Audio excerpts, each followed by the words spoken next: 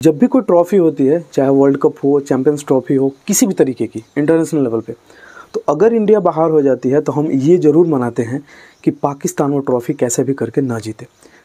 पिछले T20 world cup में जब पाकिस्तान फाइनल तक गया था 2022 में, तब भी हम यही सोच रहे थे कि पाकिस्तान को छोड़ के कोई भी जीत जाए, क्योंकि हम बाहर थे। ठीक उसी तरह से एज ए CSK फ़ैन हम यही चाहते हैं कि जब भी CSK कोई IPL टाइटल ना जीते तो MI भी ना जीते। और इस साल यही कुछ हुआ है, MI भी बाहर और कल CSK भी बाहर। और ये CSK फैंस की बात नहीं है, ये MI फैंस की भी बात होती है। अब कल के नॉकआउट मैच में RCB बड़ी ही आसानी से तो नहीं कहेंगे, लेकिन काफ़ी उन्होंने अच्छा खेल का प्रदर्शन किया। फील्डिंग, बैटिंग, बॉलिंग, एवरीथिंग, चारों तरफ से ऑलराउंड परफॉर्मेंस के साथ वो क्वालिफाई करी है। और इस ऑलराउंड परफॉर्मेंस को देख के अगली 3 टीमों का दिल ज़रूर घबरा गया होगा। अब पिछले 7 मैचों का हम बात करें तो RCB काफ़ी अच्छी खेली और शुरू के 7 मैचों में काफ़ी बुरी तरीके से खेली। जो टीम बॉटम पे थी, जिसके परसेंटेज 1% भी नहीं थी कि क्वालिफाई करेगी, उसको 100% में तब्दील किया। तो इसमें सिर्फ एक प्लेयर का हाथ है, वो है विराट कोहली। विराट कोहली एक ऐसे लड़ाकू खिलाड़ी हैं कि वो कभी भी ये नहीं सोचते हैं कि मैं इस ट्रॉफ़ी से बाहर हूँ या मुझे अब बाहर हो जाना, ऐसा सोच लेना चाहिए। अकेले दम तक लड़ा वो व्यक्ति और अकेले दम पे लड़ के प्लेयर्स को लड़ना सिखाया और आज वो टीम क्वालिफाई करी है।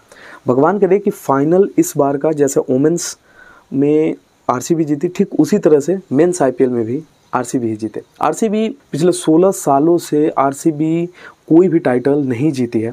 तो एज ए CSK फ़ैन मैं यही चाहूँगा कि बाकी 3 टीमें जो ऑलरेडी टाइटल जीत चुकी हैं वो ना जीते, RCB ही जीते।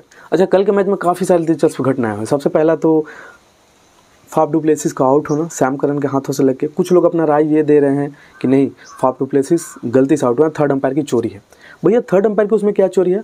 थर्ड अंपायर ने 3 चीज़ें चेक करी, अगर आप ध्यान दिए हो तो।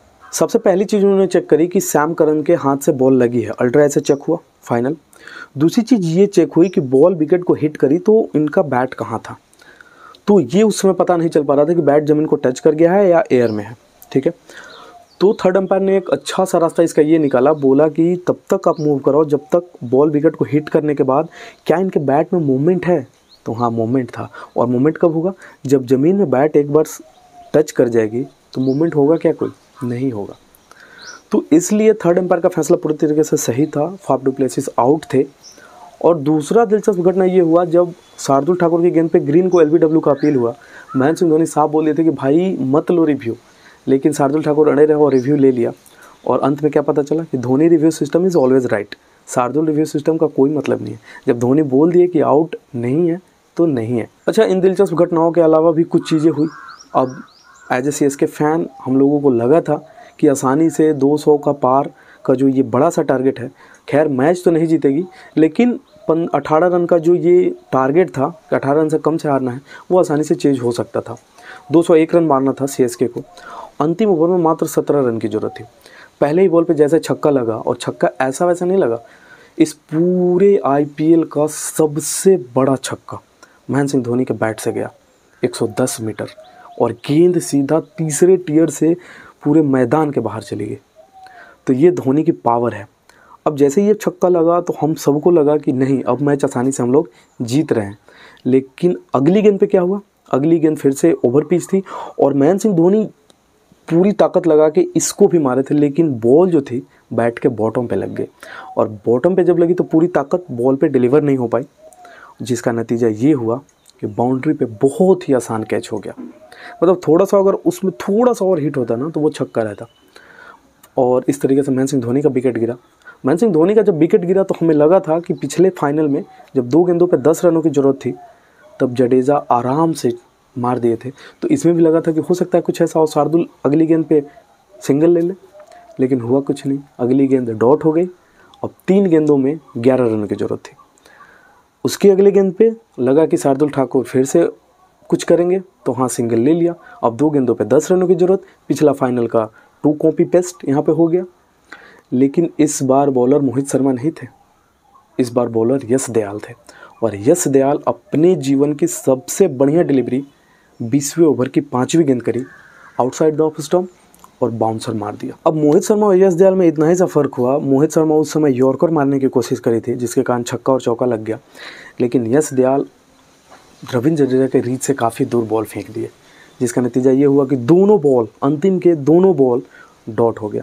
जो मैच लग रहा था कि सीएसके बड़ी आसानी से जीत तो नहीं पाएगा, लेकिन 18 रनों का जो मार्जिन था उससे कम से हारेगा, उस मैच में सीएसके 27 रनों से हार गई। और जो एक दृश्य हम लोगों को दिखाया, जो सीएसके फ़ैन है, जो महेंद्र सिंह धोनी फ़ैन, हम लोग सीएसके के फ़ैन नहीं हैं, हम लोग महेंद्र सिंह धोनी के फ़ैन हैं। और पूरे आईपीएल में जिस तरह से हमने उनका क्रेज़ देखा, चाहे पिछला आईपीएल हो चाहे अब का आईपीएल हो, वो देखते ही बनता था। और उस महेंद्र सिंह धोनी का जो मुंह था वो पहली बार हमने लटका हुआ देखा। खैर, ये क्रिकेट है, क्रिकेट में हार जीत होती रहती है, क्रिकेट अनिश्चितताओं का खेल है, लेकिन बिना अच्छे बॉलर्स, आप देख लो पूरे आईपीएल में सबसे अगर कमज़ोर किसी की बॉलिंग थी तो वो थी चेन्नई सुपर किंग्स की। लेकिन इसके अलावा भी वो टीम इस लेवल पे पहुंची कि नंबर 4 के लिए वो लड़ाई कर रही है। इससे बड़ी बड़ी टीमें, डीसी, एमआई, ये सारी टीमें, एमआई जिसमें दुनिया का सबसे बेस्ट फास्टेस्ट बॉलर है बुमराह, वो सबसे निचले पायदान पे आईपीएल कंप्लीट कर दिया। तो ऐसे में चेन्नई के पास कुछ तो है, और वो है महेंद्र सिंह धोनी का दिमाग। हालांकि ऋतुराज गायकवाड़ कैप्टन थे कहने के लिए, लेकिन सारा काम सब कुछ महेंद्र सिंह धोनी कर रहे थे। तो महेंद्र सिंह धोनी हमेशा हमारे थाला रहेंगे, थाला फॉर ए रीज़न। और कल का डेट भी जो था 18, 8-1 और महेंद्र सिंह धोनी खुद 7, तो कल पूरा सब कुछ अच्छा था, सिवाय वो 20 ओवर की दूसरी गेंद जिसमें महेंद्र सिंह धोनी आउट हो गए और आईपीएल से हमारी टीम बाहर हो गई है। अब अगले 4 टीमों में हमारी यही सोच रहेगी, हम यही मनाएंगे, हम भगवान से यही दुआ करेंगे कि आरसीबी इस बार फाइनल जीते और विराट कोहली भी एक आईपीएल ट्रॉफ़ी के साथ जब कभी भी रिटायरमेंट लेना हो तो कम से कम उनके पास एक ट्रॉफ़ी आईपीएल के ही नाम पे होनी चाहिए।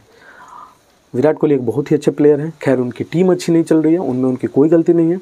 विराट कोहली हमेशा किंग हैं, किंग रहेंगे।